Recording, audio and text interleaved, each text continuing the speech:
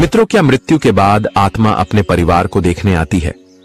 तो हम आपको बता दें कि गरुड़ पुराण में मृत्यु के बाद आत्मा की यात्रा और उसके अनुभवों का विस्तार से वर्णन किया गया है। इस ग्रंथ के अनुसार आत्मा अपने परिवार के पास रहती है या नहीं, यह कई कारकों पर निर्भर करता है, जिसे आगे हम आपको विस्तार से बताएंगे। इसके साथ ही इस वीडियो में हम जानेंगे कि मृत्यु के तुरंत बाद आत्मा के साथ क्या होता है, मृत्यु के पहले किस तरह की लक्षण दिखाई देती है, शरीर से आत्मा किस तरह बाहर निकलती है, आत्मा को अपने शरीर से अलग होने का एहसास क्यों नहीं होता है, तथा परिवार का शोक आत्मा पर क्या असर डालती है। ये सब हम आपको एक एक करके विस्तार से बताएंगे। पर आगे बढ़ने से पहले आपसे आग्रह है कि इस वीडियो को एक लाइक करके कमेंट में जय गरुड़ देव अवश्य लिखे। और हां, इस वीडियो को बीच में छोड़कर जाने की गलती न करे, क्योंकि यह गरुड़ पुराण की कथा है और भगवान श्री हरि विष्णु कहते हैं कि मनुष्य को कभी भी गरुड़ पुराण की कथा को आधा अधूरा नहीं सुनना चाहिए। तो मित्रों, आइए शुरुआत करते हैं गरुड़ पुराण की इस रहस्यमयी प्रस्तुति की। हम आपको बता दें कि हिंदू धर्म के 18 महापुराण हैं। इनमें गरुड़ पुराण भी शामिल है। इसमें 19,000 श्लोक हैं और 2 भाग हैं। गरुड़ पुराण जगत के पालनहार भगवान विष्णु को समर्पित है। इसी वजह से इसे महापुराण का दर्जा दिया गया है। धार्मिक मान्यताओं के अनुसार गरुड़ पुराण का पाठ करने से मृतक को मोक्ष की प्राप्ति होती है और मृतक के परिवार के सदस्यों को आध्यात्मिक शांति मिलती है। साथ ही आध्यात्मिक ज्ञान की प्राप्ति भी होती है। गरुड़ पुराण में व्यक्ति की मृत्यु से पहले मिलने वाले संकेतों के बारे में बताया गया है। साथ ही इसमें यह भी बताया गया है कि जब कोई व्यक्ति मृत्यु को प्राप्त करता है तो उसकी आत्मा शरीर से अलग हो जाती है और एक नई यात्रा शुरू करती है। लेकिन यह यात्रा सीधी साधी नहीं होती। आत्मा को कई अनुभवों से गुजरना पड़ता है, जिसमें भ्रम, पीड़ा, मोह और कर्मों के अनुसार मिलने वाले परिणाम शामिल होते हैं। यह प्रक्रिया एक रहस्यमयी लेकिन महत्वपूर्ण यात्रा होती है। मित्रों, जब किसी व्यक्ति की मृत्यु होती है तो उसकी आत्मा शरीर से बाहर निकलती है, लेकिन यह प्रक्रिया किसी मशीन को बंद करने जैसी नहीं होती, बल्कि एक क्रमबद्ध अनुभव होता है। तो आइए अब जानते हैं कि मृत्यु से पहले व्यक्ति को किस तरह की लक्षण दिखाई देने लगती है।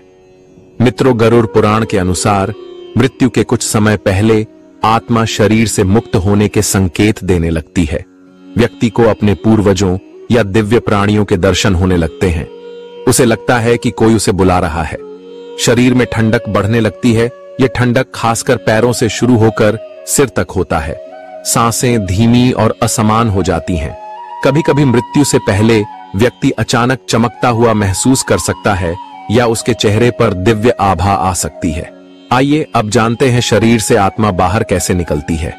तो हम आपको बता दें कि जब शरीर की ऊर्जा खत्म हो जाती है तो आत्मा शरीर के अंदर कुछ समय तक भटकती है। आत्मा सबसे पहले सिर या हृदय से बाहर निकलने की कोशिश करती है। अच्छे कर्म करने वालों की आत्मा सहज रूप से निकल जाती है, जबकि पापी आत्माओं को बहुत कष्ट सहना पड़ता है। आत्मा के निकलते ही शरीर निष्क्रिय हो जाता है और कुछ पलों बाद ठंडा पड़ जाता है। मित्रों, मृत्यु के बाद आत्मा के लिए सबसे बड़ा झटका यह होता है कि वह अपने भौतिक शरीर से अलग हो चुकी है। लेकिन यह एहसास तुरंत नहीं होता। आत्मा को लगता है कि वह अभी भी जीवित है। वह अपने परिवार, दोस्तों और आसपास के लोगों को देख सकती है। जब वह अपने शरीर को निष्क्रिय पड़ा देखती है तो उसे भ्रम होता है कि वह सपने में है। वह अपने परिवार से बात करने की कोशिश करती है, लेकिन कोई उसे सुन नहीं सकता। आइए अब जानते हैं कि परिवार का शोक अर्थात व्यक्ति के मृत्यु के बाद घर परिवार के लोग जो शोक मनाते हैं, रोते विलखते हैं, इससे आत्मा पर क्या प्रभाव पड़ता है। आत्मा बार बार अपने प्रियजनों को सांत्वना देने की कोशिश करती है, लेकिन वह असमर्थ होती है। कुछ आत्माएं गुस्से या निराशा में आ सकती हैं और आसपास की चीजों को प्रभावित करने की कोशिश कर सकती हैं, जैसे कि हल्की आवाजें, अचानक हवा चलना या सपनों में आना। मित्रों, आइए अब हम जानते हैं यमदूतों का आगमन और आत्मा की परीक्षा के बारे में। गरुड़ पुराण के अनुसार जब आत्मा शरीर से निकलती है तो कुछ समय बाद यमदूत उसे लेने आते हैं। पुण्य आत्माओं के लिए स्वर्ग से सुंदर प्रकाशवान देवदूत आते हैं जो आत्मा को प्रेम और सम्मान से स्वर्ग की ओर ले जाते हैं, परंतु पापी आत्माओं के लिए काले, भयानक और डरावने यमदूत आते हैं। वे आत्मा को पकड़कर खींचते हैं और नरक की ओर ले जाते हैं। हम आपको बता दें कि यमदूत आत्मा को तुरंत स्वर्ग या नरक नहीं ले जाते, बल्कि उसे पहले उसके कर्मों का संक्षिप्त दर्शन कराया जाता है। आत्मा को अपने जीवन की अच्छी और बुरी घटनाएं एक चलचित्र की तरह दिखती हैं। पुण्य कर्मों को देखकर आत्मा प्रसन्न होती है, लेकिन पाप कर्म देखकर डर जाती है। यमदूत उसे बताते हैं कि अब उसे किस लोक में जाना है। आइए अब हम जानते हैं मृत्यु के बाद आत्मा की 13 दिन की यात्रा के बारे में। तो हम आपको बता दें कि गरुड़ पुराण के अनुसार आत्मा मृत्यु के बाद 13 दिनों तक इसी लोक में रहती है। मित्रों, पहले 3 दिन तक भ्रम और मोह का समय होता है। आत्मा को अपनी मृत्यु पर विश्वास नहीं होता और वह अपने घर के आसपास ही रहती है। वह अपने परिवार के सदस्यों से संपर्क करने की कोशिश करती है। यदि मृत्यु पीड़ादायक थी तो आत्मा दुख और बेचैनी का अनुभव करती है। मित्रों, इसके बाद चौथे से 10वें दिन आत्मा को सत्य का एहसास होता है। इस तरह फिर धीरे धीरे आत्मा को यह समझ में आता है कि अब वह जीवित नहीं है। अगर परिवार ने सही धार्मिक क्रियाएं की हैं तो आत्मा को शांति मिलती है। यदि कोई मृत्यु के बाद अधूरी इच्छाओं के साथ गया है तो उसकी आत्मा बेचैन रह सकती है। इसके बाद 11वें से 13वें दिन आत्मा की विदाई का समय आता है, जो कि परिवार द्वारा किए गए पिंडदान और श्राद्ध कर्म आत्मा को अगले लोक की ओर ले जाते हैं। यदि कर्म अच्छे हैं तो आत्मा को स्वर्ग मार्ग मिलता है, और वही यदि कर्म बुरे हैं तो आत्मा को नरक की सजा दी जाती है। मित्रों, आइए अब हम जानते हैं कि आत्मा अपने घर परिवार में होने का संकेत कैसे देती है।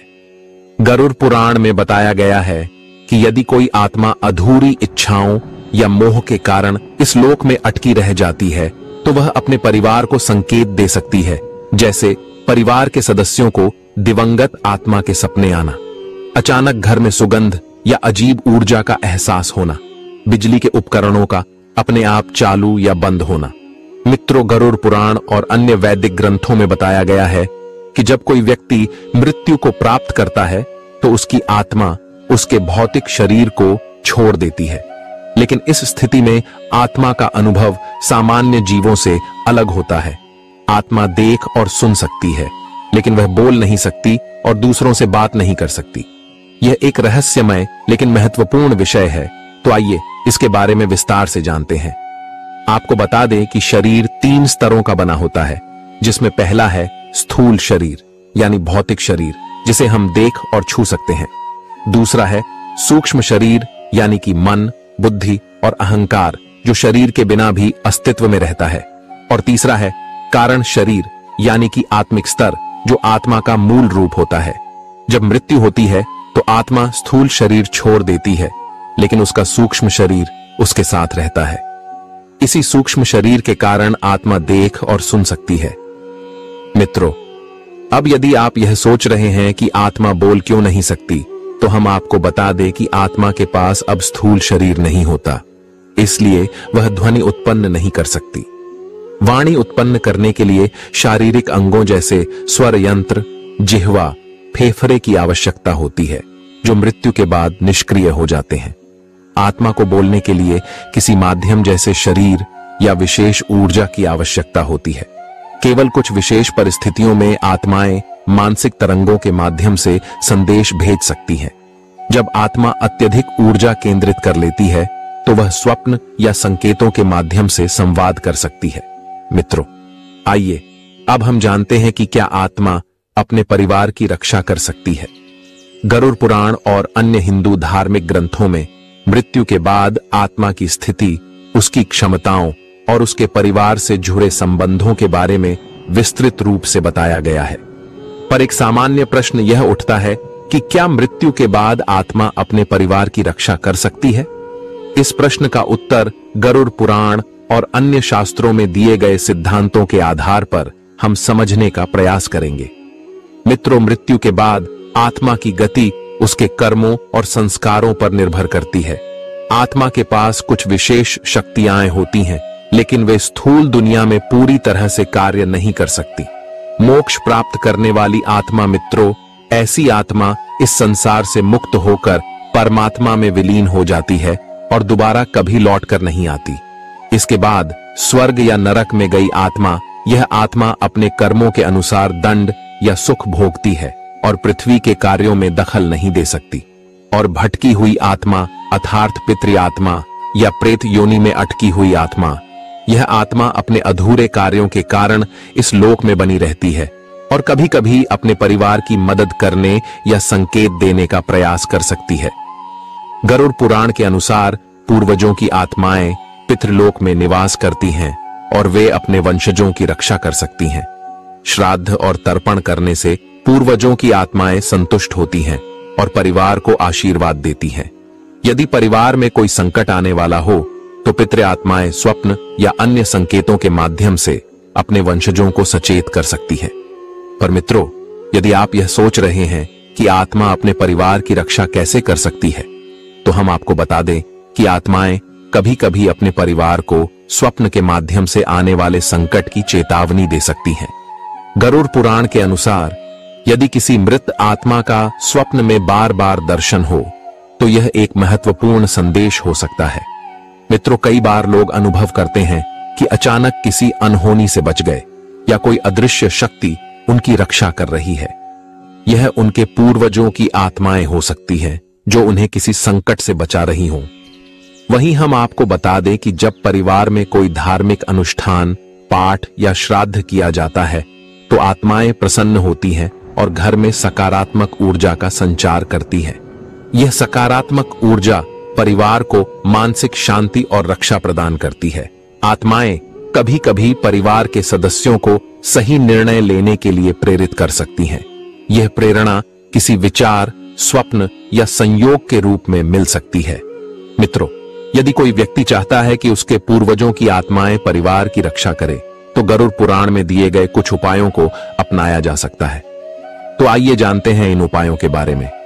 हम आपको बता दें कि पूर्वजों को प्रसन्न करने के लिए प्रतिवर्ष श्राद्ध और पिंडदान करना आवश्यक है।